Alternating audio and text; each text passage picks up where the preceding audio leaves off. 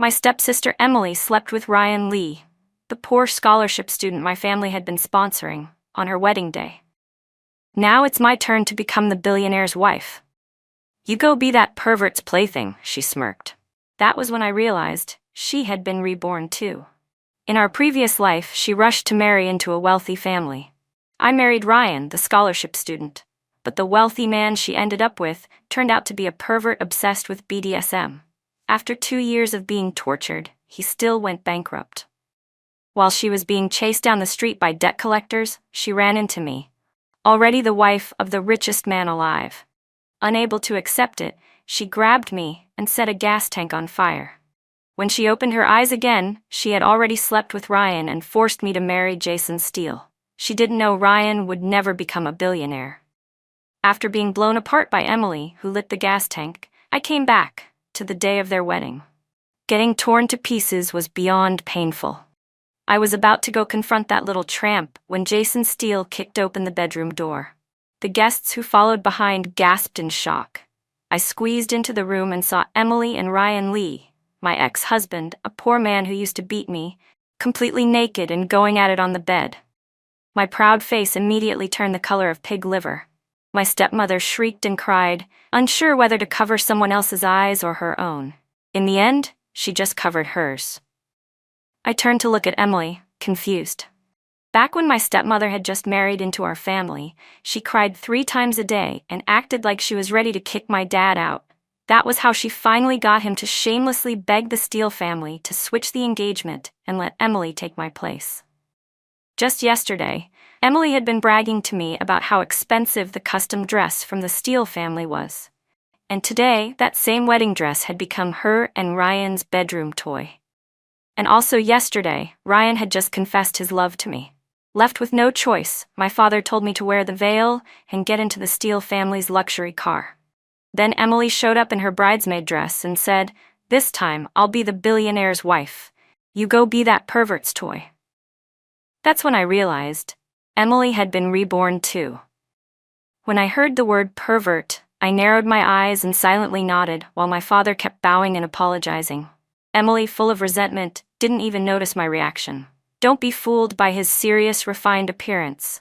His basement is full of torture equipment. He only agreed to the engagement because his grandmother was dying and he wanted to cleanse the luck, and he wanted to find a legal toy for himself. But the old witch kicked me out the night after I married in. He blamed everything on me, locked me in the basement, tied me up, tortured me. He chained me like a dog. For 2 whole years, I never saw daylight. Later, with no family to rely on, he collapsed, got addicted to drugs, and went bankrupt. That's when I finally escaped. She looked at me and smiled, a twisted, sinister smile. What I did today has probably already made him furious. He might not even wait for that old hag to die. He'll probably act tonight. Don't blame me, Lisa. You had a better life than me in the last round. This time, it's my turn to enjoy life. Just bite your lip and get through it. If you survive and escape in 2 years, I promise I'll let Ryan approach you. I didn't blame her. She jumped into that pit herself, and even spoiled the plot for me. After getting blown up, my rage had already burned away. But what she didn't realize was Ryan Lee would never be a billionaire. And I was really looking forward to this wedding banquet. After the ceremony, Jason Steele told all the servants to leave the main villa. The enormous house now held only the 2 of us. My heart started to race. Even through the veil, I could feel how heated my gaze toward him had become. "Why are you looking at me like that?" Jason's expression held only coldness and disgust. Maybe it was hatred. Maybe it was something filthier. "This is our wedding night," I reminded him. "I don't love you. Nothing's going to happen, not what you're imagining." "You're not me. How do you know what I'm imagining?" I replied calmly. Jason didn't bother answering. He turned and walked out of the bridal suite, clearly trying to make a point. "Follow me," he said, leading me toward the basement. At first he walked with a calm, steady pace, but soon he kept glancing back at me. "You're not scared?" The dim hallway was lined with dark red wallpaper. The floor was made of redwood, perfectly matching his deep, cold features and tall, broad-shouldered frame with a narrow waist. It really was a perfect fit for him. I couldn't be bothered to keep up the act anymore. I'm not afraid, I said. Jason looked slightly surprised but quickly regained his composure. Then don't cry later. I hate it when women cry. I hate it when men cry, I replied flatly. He pushed open the basement door. One by one the lights flicked on overhead. The 200-square-meter room was filled with all sorts of bondage and training equipment. There was even a luxurious dog kennel and full sets of costumes. Jason took a deep breath and took off his suit jacket, then almost eagerly picked up a black leather rope. With one hand, he grabbed both my wrists and awkwardly began trying to tie them up. Something's wrong, he mumbled. This doesn't feel like when I practiced. He wrapped the rope around twice, but still wasn't satisfied. Just as he was about to try again, I lost patience. I twisted my arms and grabbed his wrist instead. You're doing it wrong, I said. Here, let me show you. Under Jason's stunned gaze, I tied the rope around his wrists with perfect precision. Firm, but not too tight. I even finished it off with a neat little bow. Why do you know how to do this? Who doesn't have a few hobbies when they're young? I smiled. He looked absolutely shocked. What kind of girl has this as a hobby? Let me go.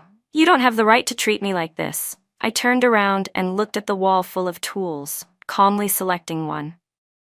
You'll know soon enough whether I have the right. I blindfolded him with a black sash. With his vision taken away, the rest of his senses would become heightened.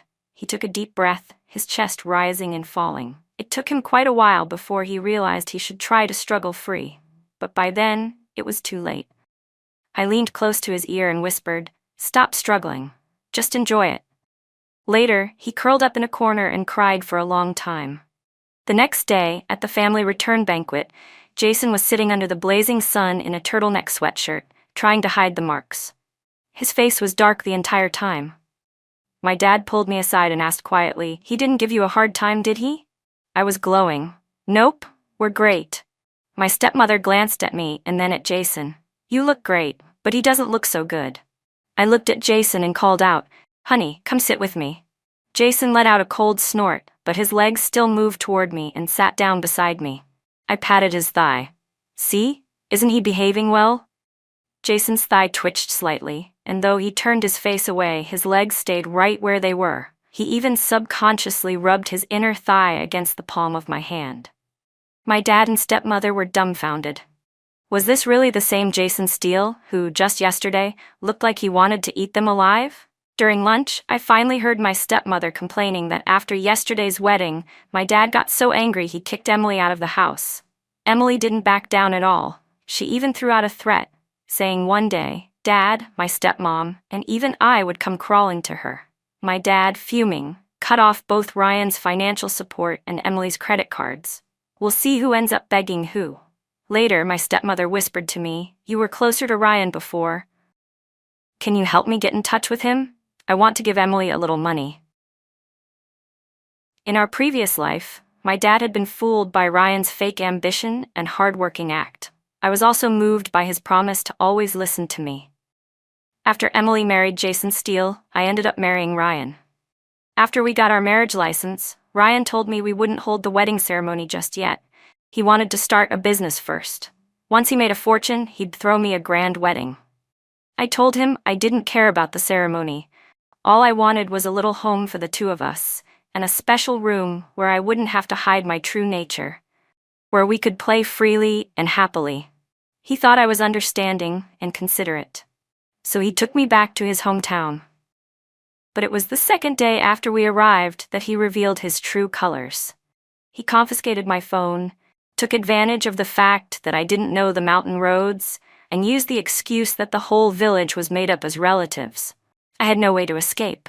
He made me do farm work for his mother, cook and clean every day, and even wash both their feet. Or else I wouldn't get to eat. Every month, he forced me to ask my family for money. He monitored every word I said and wouldn't let me talk freely to my dad. After 2 months of that dark, hopeless life, I finally managed to escape and reported Ryan Lee and his mother to the police. But since Ryan and I were legally married, his actions didn't qualify as unlawful imprisonment, just domestic abuse. He was only sentenced to 2 years. His mother got 1 year and 3 months. Right before he was taken away, Ryan glared at me with hatred and hissed, I won't let you go. Once I'm out, you'll never escape from me again." Unfortunately for him, by the time he got out, I had already become someone he could no longer touch. But Emily, that idiot, came and blew me up, doing Ryan a favor by settling his grudge for him. In this life, since Emily insisted on sticking with Ryan, as her older sister, I had no choice but to respect her choice. I told my stepmother, "Emily's not a child anymore. If he needs money, he'll come home to ask for it. If you send him money behind Dad's back, he'll feel confident enough never to return. If he refuses to back down, how could Dad ever forgive him?" She nodded. "That's true." I then turned to persuade my dad to let me manage the company. Since he had gone so far for Emily, he deserved a break, maybe even a trip abroad to clear his head. Seeing that I could handle Jason's steal, my dad figured running the company wouldn't be a problem. Worst case, Jason could back me up. So, reassured, he took my stepmother on a spontaneous trip overseas. Before they left, I made sure to change both of their phone numbers. That afternoon, Jason's grandmother asked me to visit her at the side villa. I knew I should go. She was Jason's only family, after all. If what Emily said was true, tonight was the night the old woman would be rejected. And if she died, Jason would fall apart. I had finally found such a compatible toy. I wasn't about to let him fall to pieces. The old woman lay on a fully automated hospital bed. Her complexion was pale, her energy weak and fading. But when I checked her medical report, I saw it wasn't a terminal illness. She wouldn't die immediately. The medical team was top-notch. She had the best medications available. By all logic, nothing should go wrong. So why would she die? She held my hand tightly and gave me a pair of beautiful jade bangles. "Sweet child," she said gently, "this was part of Jason's mother's dowry." Before she passed, she asked me to give it to the woman who would become Jason's wife. I've finally fulfilled that promise. Now that he has you, I can rest easy and go see his grandfather and his parents. Suddenly, it all made sense. So the cleansing was for Jason to marry and fulfill her final wish. Once that wish was met, she no longer had the will to live. That's why she would soon reject life altogether. "Grandma, don't say that," I said softly. "There are still so many things in this world worth seeing." But Grandma just smiled faintly. "I'm already so old, sweetheart. What haven't I seen? As a woman, my life feels complete." Seeing her so ready to die, I decided I had to do something drastic. Later that evening, when Jason came home from work, he was immediately alarmed by the sound of loud music coming from the side villa. Worried, he rushed over, only to find his grandmother sitting in her wheelchair, surrounded by 8 male dancers of various styles, all performing around her. The heart monitor next to her was beating in sync with the music.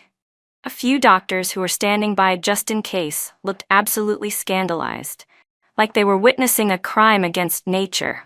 Jason's grandmother, meanwhile, was blushing so hard it looked like she might bleed. But there was light in her eyes, a spark that hadn't been there before.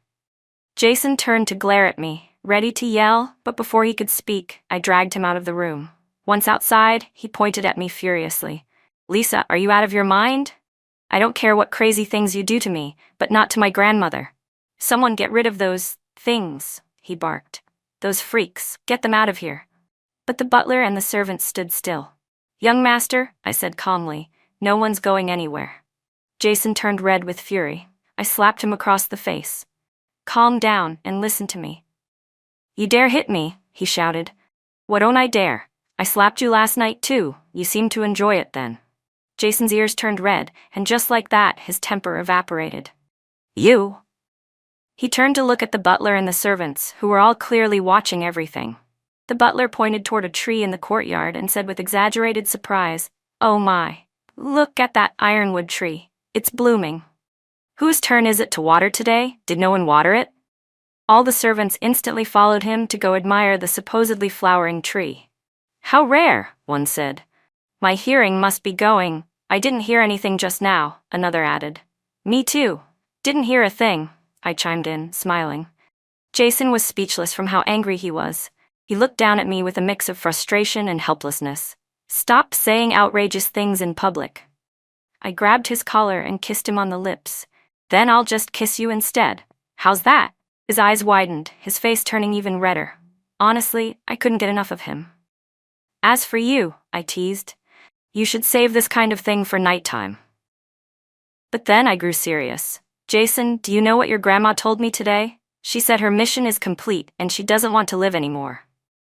What? He was stunned, panicked, and immediately tried to rush back into the room. I stopped him. Don't worry, she said that because she saw you finally married and thought no one needed her anymore. I talked to her. I think I've calmed her down. Jason looked annoyed. Was it you who calmed her down, or those 8 freaks? The method doesn't matter, I said. What matters is the result. She's your only living relative. Even if I have to be shameless and take all the blame, I'll do whatever it takes to keep her alive. Jason gave me a complicated look. Touched by your filial piety, he muttered. Then let me try something new tonight, in return. His ears turned red again, completely giving himself away. That night the doctors reported, Mr. Steele, the madam fell asleep naturally without needing any sedatives. She slept soundly. But, the doctor hesitated. But what? The doctor looked embarrassed. When I was taking her blood pressure, she slipped money into my hand and told me to press a little harder. Mrs. Steele? That's a rather unusual request. I put the phone to my lips and smiled. Just a minor side effect, nothing serious. Take it, consider it a tip. The doctor stammered. Oh, thank you, ma'am. He ended the call awkwardly. What could I say? Jason's hands were tied and hung high above him. It would have been too much trouble to untie him, so I answered the call on his behalf. He's too tall anyway, holding the phone up for him was uncomfortable. So I lowered the height and made him kneel in front of me to take the call. He was still holding that position. His eyes were glazed over with resistance and delight. His long legs, slender waist, and slightly parted lips were truly a work of art. Covering his eyes last time had been a mistake. Those tear-filled almond-shaped eyes were made for crying. You say this is your first time, I said, narrowing my eyes. So why do you know so much? He blushed deeply under my gaze and tried to change the subject. Just like you, I read a lot, but never got a chance to try it. He wiggled his wrists, but the ropes held tight. That's not how someone inexperienced would tie, I said. I swear, I've never done anything like this in this life, he insisted. Doesn't matter. I don't recognize anything from a previous life. Once someone's financially free, why wouldn't they have a few hobbies? If Emily hadn't blown me up, I might have raised 8 myself. This life isn't a loss at all. Jason, you alone are better than all 8 combined. Stop talking nonsense, I said, giving him a smirk. Tonight, I'm giving you a proper lesson. Say it with me. Reckless gambling ruins lives. Spend money like water, end up with nothing. Jason looked confused, but I don't gamble. I bent down, cupped his face, and gave him a kiss. Good boy. Still, prevention is better than cure. For the good of our household, starting tomorrow, hand over your assets. I'll manage them for you.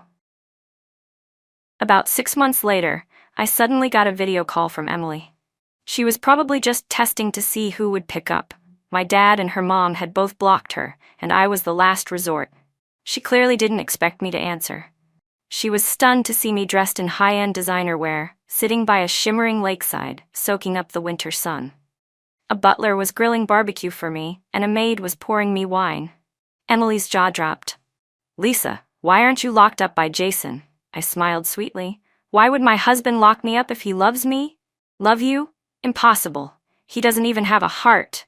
I begged him in our last life, and he still wouldn't let me go. Her voice grew sharp, almost crazed. He can't love you. He won't. Even if he didn't blame you for cheating on him with Ryan, he'd still blame you for that old hag's death. You should be chained up in the basement like a dog, eating dog food, barking like a mutt, wagging your tail just to get his affection. Just then, Grandma leaned over from off-screen. What's she saying? Which old hag died? Ever since I convinced Grandma to start living for herself again, her health had been improving day by day. Not only could she walk and take care of herself, she even took up yoga. Her posture had become more elegant than ever. Seeing how much better she was doing, Jason started turning a blind eye to the 2 handsome personal assistants I hired for her, both around 6'2" on average. Clearly, when it comes to motivating women to live with discipline and purpose, surrounding them with hot young men is the way to go. Men always like women who are 18. Why wouldn't women feel the same? When Emily saw Grandma full of energy and glowing with life, her jaw nearly dropped. This isn't possible. She stammered. She must be a ghost. How is she not dead yet? Grandma raised an eyebrow. How rude, you're the one who's dead. I quickly leaned over and whispered to her, Sorry, Grandma. That's my little sister. She married off far away, and things haven't gone well for her. Her brain's a bit scrambled. Grandma looked at her with sympathy. Oh, that's your sister? I thought she was your aunt. Emily's face turned red with embarrassment, but because of her lingering fear of Jason from the previous life, she didn't dare talk back to Grandma. Well, I'll leave you two to chat.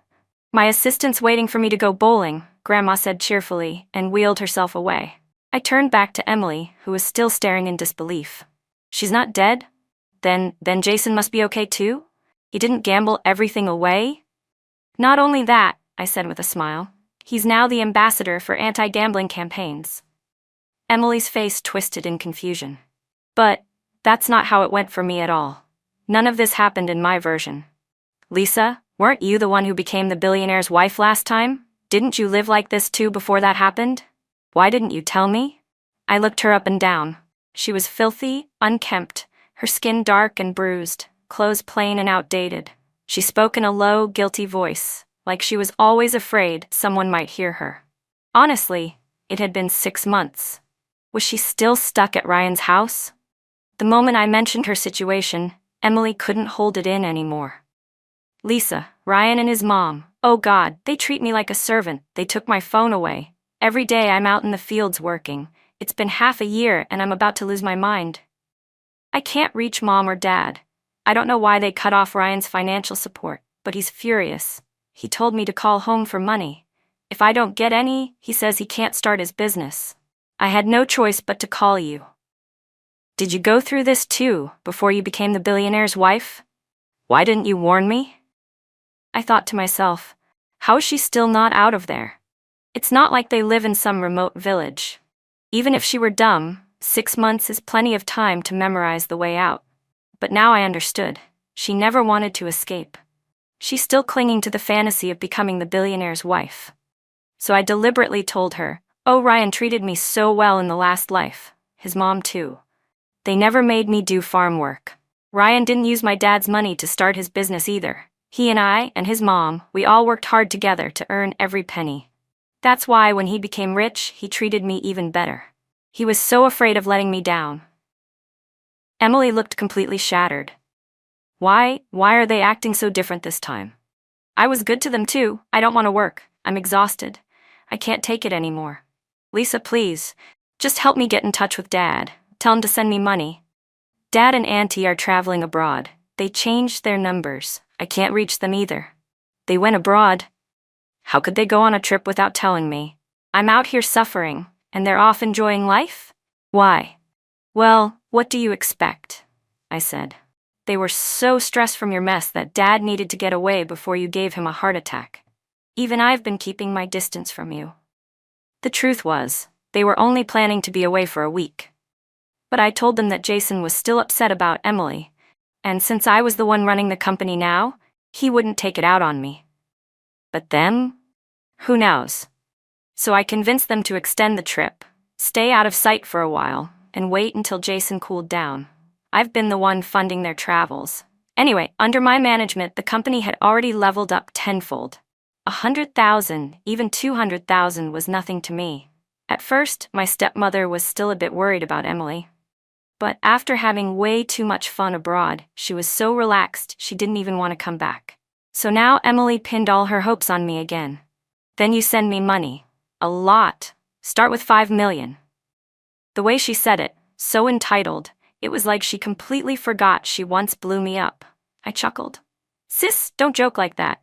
You know exactly what kind of person Jason is. I'm living like a proper billionaire's wife, sure, but I don't actually have access to any money. The company and everything else are managed by his people. My bank cards have been frozen for a long time. Jason, who had been sitting a short distance away, turned to glare at me in frustration. Whose card got frozen again? Now even his salary goes straight to my account. Emily clearly didn't believe me, but she wasn't ready to leave empty-handed. The jewelry you're wearing looks pretty expensive. Mail them to me. I'll sell them myself. Afraid I might say no, she tried to convince me. Don't be so stingy. Just because Jason treats you well now, doesn't mean he'll treat you well forever. Once he gets bored and shows his true colors, you'll be trapped just like before. By then, if Ryan becomes the richest man, it'll be thanks to me, and I'll make sure he comes to save you. She really painted a nice picture. Too bad that day will never come. Right then I saw Jason wave his hand on camera, signaling her to come over. Like an obedient pet, she did, walking straight into the frame. The moment she saw him, she screamed and dropped the phone. The screen went black, but the audio was still on. Honey, I'm sorry. I didn't mean to contact outsiders. Please forgive me. Don't lock me up again. Jason would love to, really, but every time someone gets locked up, it's him. I leaned toward Jason and whispered, "Some poor relatives asking for money. Help me play along for a bit." Jason played along perfectly. "If I ever catch you secretly making calls again," he said in a cold, low voice, "you'll never leave the basement." Once we were done acting, he pulled me into his arms. His lips brushed my ear as he whispered, "Tonight, we continue." I tried to push back, but Jason's eyes softened. He hugged me tightly and gave me a little shake. His tone was almost pleading. "Baby, just once, okay?" What could I do with him? He was huge, strong, and so good at acting cute. "Fine," I sighed, "just this once. But don't get used to it." Jason beamed, kissed me on the ear, and immediately went off to prepare. As I bent down to pick up my phone, I heard Emily snort coldly on the other end. "So much for living the high life. Turns out it's all fake." She hadn't hung up yet. Well, I could be sure of one thing. She definitely wouldn't be relying on me anymore. Still, I needed to let the family and company staff know that if they saw this kind of fake relative again, they should kick her out on sight. Just then, Ryan burst into the room. "Where's the money? Did the meds arrive yet?" Emily looked terrified. I called, but my parents are out of the country. I couldn't reach them." "Humph," Ryan sneered. "Figures. Who'd spoil a tramp like you over their own daughter? I never should have married you. I should have married Lisa instead. That way, your dad wouldn't have cut off my money," Emily snapped. "Then why the hell did you crawl into my bed?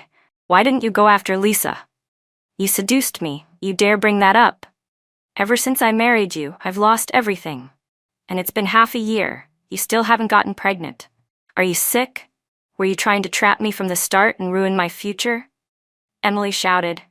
"I think you're the sick one." At that moment, Ryan's mom stormed in, grabbed Emily by the neck, and shouted, "How dare you insult my son? Hit her!" Ryan began punching Emily over and over again. When his fists got tired, he grabbed a belt and started whipping her with it. "Help! Someone help me! He's gonna kill me!" Emily screamed, her voice hoarse and broken. She tried to fight back, but it was useless. Even though the villagers heard everything, no one stepped in. In that place, men were considered gods, and beating women was seen as normal. Emily stopped screaming. She began begging, desperate and tearful. In the end, she clung to Ryan's leg, crying, "I'll go work. I'll make money. I'll help fund your business, okay?" Only then did Ryan finally stop. I ended the call and blocked Emily. In my previous life, Ryan was always pressuring me to have a baby, so he could use the child as leverage to control me. But I always found ways to avoid it. Jason and Emily didn't have a child either. So, was it because Emily couldn't get pregnant, or because Jason was the problem? That night, Jason noticed I was zoning out. "What are you thinking about?" he asked. I looked at him. "It's been 6 months, and I haven't been using any protection. Maybe we should get checked?" Jason narrowed his eyes. "No need." Before I could ask further, he rolled over and went to sleep. So confident, so evasive, definitely hiding something. The next day, I secretly asked Grandma about it. She looked shocked. "The Steele family has only one son per generation. If it ends with Jason, how could I ever face our ancestors?" Within hours, she arranged for over a dozen top male fertility specialists to conduct a joint consultation on Jason. His face turned black as ink. Furious, he kicked all the doctors out. Eventually, with no other option, he confessed the truth to me. Turns out, right after our wedding, he took advantage of a business trip to secretly get a minor surgery to ensure he'd never have children. His mother had died in childbirth. He didn't want me to face the same risk. My heart softened a little. "What if I told you I'm willing?" I asked gently. Jason frowned. "Well, I'm not." This idiot really wants to be the last of his bloodline? I'm ordering you to reverse it, I told him. I like kids. A child with our genes would be stunning. I want to see just how beautiful they could be. You'll suffer, he said quietly, squeezing my hand. He looked like I was already pregnant and in danger. But you'll be with me, I said. You won't let me suffer, right, Jason? He hesitated, then mumbled, Let's wait 2 more years. I'll set up a research institute to study male pregnancy.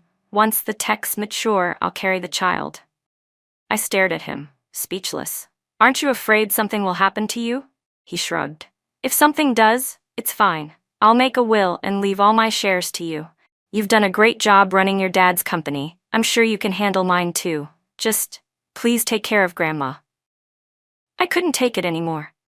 All I asked for was 1 sperm cell. Why are you making it sound like a martyrdom? So dramatic. Fine, I'll just find someone else to father my baby. I'm sure there are plenty of men who'd love to. His eyes instantly turned red. How dare you? I've given you my heart and soul, and now you're trying to cheat on me. Another 6 months passed. Emily couldn't earn enough from labor to fund Ryan's endless spending. She tried begging our parents again, but kept getting chased off by the bodyguards at home and the security guards at the company. Desperate and cornered, she jumped in front of my car. Instinctively, I hit the brakes and tried to flee, afraid she'd try to blow me up again. But Ryan suddenly appeared, shoved me back inside the car, and held my hand with a look of deep emotion. Lisa, I know everything now. I won't make the same mistake again. I instinctively protected my belly. What exactly do you think you know? Then he noticed the slight curve of my stomach, and immediately turned to slap Emily across the face. You said Jason couldn't have kids. Then who does Lisa's baby belong to? Emily stammered. That's not possible. In the last life, he never touched me. No matter how much I tried to seduce him, he had 0 interest. Wasn't that because he couldn't? Ryan's eyes were full of rage as he pointed at me. So whose baby is it? You cheated, didn't you? So they had already confronted each other. These 2 idiots. I didn't cheat, I said calmly. This baby is Jason's. I don't know why he never touched you, but between us, things are very healthy. You bitch, Emily screamed and lunged at me to slap me. I quickly changed my tone. The Steele family has only 1 heir per generation. Jason values this child deeply. If you 2 want money, fine. You can use this situation to get whatever you want. But if anything happens to me or this baby, and Jason gets upset, you 2 will be dead meat. Emily froze, withdrawing her hand. Ryan slapped her again. Don't you dare lay a finger on Lisa. Then he turned to me, all gentleness. Don't worry, Lisa. No matter whose child you're carrying, I'll protect you.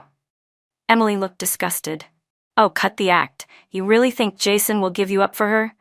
Tie her up and bring her back. We'll ransom her for money. I looked at Ryan with feigned emotion. You still care about me? Of course, he said without hesitation. The one I love has always been you. Emily's jaw dropped. Didn't you say you loved me? Then what am I? Ryan raised his hand, and Emily flinched, ducking into the car, covering her head in fear. He glanced around, then lowered his voice and said, Lisa, I'll take you home. As he spoke, he grabbed both of my phones from my bag and tossed them out of the car. Then he turned off the vehicle's GPS and gently helped me into the passenger seat before driving away. I didn't resist. I followed them back to Ryan's village. What they didn't know was that my earring contained a hidden tracker. I only needed to activate it, and Jason would know immediately if anything happened to me. But I didn't want to drag him into this. Since these 2 idiots came looking for me again, I figured it was time to settle our past scores properly. When Ryan's mom saw my pregnant belly, the first thing she did was smack Emily hard. You little tramp, you said my son was impotent, but Lisa's pregnant with Jason's baby. That just proves you're the problem. If I'd known this earlier, I never would have let my son marry you. So it turns out even she knows we've been reincarnated. Emily, now with a shred of confidence, snapped back. You old hag, why are you hitting me? I helped your son kidnap Lisa so we could demand money from Jason. Once we get it, Ryan will become a billionaire, and I will be the billionaire's wife. Ryan's mom chuckled. Then I'll be the billionaire's mom. But Ryan didn't join their delusions. Instead, he led me into the house, back to that filthy, cramped little room. It was hot and smelled awful. I felt nauseous immediately. Ryan handed me a bucket without a word and gently patted my back as I vomited. Lisa, I regret everything. If Emily hadn't seduced me that day, we wouldn't have been separated. I held back my disgust. It's too late for regrets. No, it's not, he said earnestly. Just tell me how I'd become a billionaire. That caught me off guard. Emily had really made him believe he had what it took. At least he had enough self-awareness to add, I only succeeded because I inherited your dad's company, with your help. He smiled in satisfaction. So it really was because of me. I gave him a little boost. You are capable. Otherwise, my dad wouldn't have chosen to sponsor you in the first place. I just don't get how things ended up so badly for you in this life. Ryan's eyes darkened as he glanced out the window. Emily was standing by it, trying to eavesdrop. She hadn't realized her reflection was clearly visible in the glass. I decided to fan the flames. I played the victim. Emily ruined everything for us. She changed our entire future. I can't be with you anymore, and Jason's already taken over the company. Ryan's gaze turned cold. It's not too late. That night, Emily suddenly shook me awake. We need to leave, now. Leave? Where to? I asked. Ryan and his mom are planning to cut the baby out of you. We have to run. She had already grabbed the car keys, but just as she started the engine, Ryan and his mother stormed out of the house. You little bitch! Trying to run? Ryan's mom shrieked. Ryan went straight for the driver's seat and yanked Emily out. Then he rushed over to help me out of the car. Lisa, don't go anywhere. Stay with me. I wasn't trying to run, I said calmly. Emily told me you wanted to cut the baby out of me. You wouldn't hurt me, right, Ryan? Of course not, he said firmly. You're my lucky star. Then he turned and started beating Emily. You tried to run? Fine. But how dare you try to take Lisa away from me? You're pure evil, Emily screamed. And what about you? I stayed by your side for a year. I worked myself to the bone, earned money for you to waste. I even kidnapped my sister for you. And now you want to sell me off to your crippled uncle in the mountains to make me his billionaire's wife? Keep dreaming. I killed him once. I can kill him again. Ryan's mom screamed. You dare blame my son? He could have become a billionaire if it weren't for you, you jinx. Ever since he married you, he's accomplished nothing. But once he marries Lisa, he'll finally reach the top. Ryan stood firm. As long as I'm here, no one's going to touch a single hair on Lisa's head. If you try to kill her, I'll kill you first. The three of them immediately broke into a chaotic fight. After a year of hard labor, Emily had built up quite a bit of strength. She slapped Ryan's mom so hard she knocked out 2 of her teeth, but she still wasn't a match for Ryan physically. He grabbed her by the throat and slammed her against the car. Lisa, help me, Emily gasped. But I'd heard it all, how she and Ryan plotted behind my back. He never loved you. He just wanted to use you to get access to your family's company and become rich. Once he got what he wanted, he planned to throw your baby away. If you survived that, then maybe you were his lucky charm. Then he'd marry you. If not, tough luck. Don't listen to her, Lisa, Ryan pleaded. She's just trying to turn you against me. I never wanted to hurt you. I didn't want the baby. I thought we could trade it to Jason for your family's company. Then we could have our own kids later. Oh? Then you'll need to divorce Emily first, I replied calmly. Emily laughed bitterly. Keep dreaming. Then die, Ryan growled, tightening his grip. Emily's eyes bulged, her throat tightening as she choked and struggled to breathe. She couldn't speak anymore. It was time. I pressed the tracker hidden in my earring. Facing death, Emily's survival instincts kicked in. She went wild and clawed at Ryan's eyes. With a shriek, he stumbled back, blood streaming from both sockets. I can't see. Mom, I'm blind. He screamed. Ryan's mom panicked and ran into the house. She came back out wielding a kitchen knife. You dare hurt my son. I'll kill you, you filthy bitch. Emily, quick thinking for once, dove into the car and yanked out the cigarette lighter. As Ryan's mom jumped in after her, Emily slipped out the other side and slammed the door shut. She locked them both inside. Ryan's mom had never ridden in a car before. She had no idea how to unlock the door and began pounding on the window, cursing Emily nonstop. Emily didn't flinch.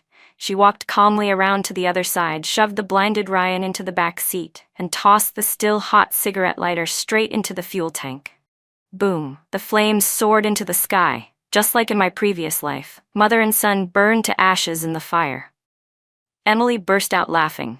Dead, they're dead, finally, let's see who dares lay a finger on me now.